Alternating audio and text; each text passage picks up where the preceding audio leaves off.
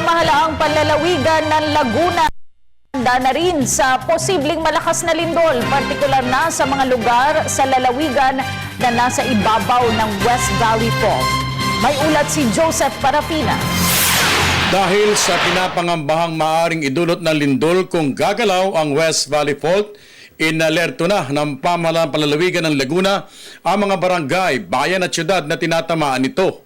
Ito ang isa sa binigyang pansin ni Governor Ramil Hernandez ng lalawigan ng Laguna sa katatapos niyang State of the Province Address na kanyang ginawa isang taon matapos niyang palitan ang napatalsik na gobernador na si E.R. Ejercito.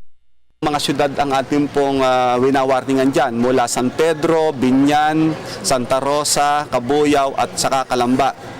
At ayon po sa PBOX ay mas mataas po ang magiging casualty if ever kapag night time.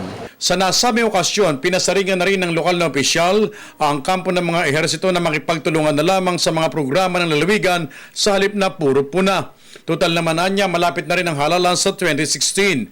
Bagamat may 8 points agenda siya sa kanyang panunungkulan, itinuloy pa rin ito ang mga programa ni ehersito maliban na lamang sa mga proyekto na di taong bayan ang makikinabang. Nakansila po yung ibang projects dahil hindi nga po na nagawa at napabayaan po dahil po sa mga bagay na medyo questionable. Halimbawa po yung 1 million per barangay na projects na programang iginawa po ng nakarang administrasyon, hindi ko po na ipatupad lahat dahil po meron pong mga questionable projects po doon. Pinasalamatan din ito ang Pamahalang Aquino at iba pang ahensya ng pamahalaan na patuloy na tumutulong sa pagunlad ng lalawigan ng Laguna. Para sa Telebisyon ng Bayan, Pina.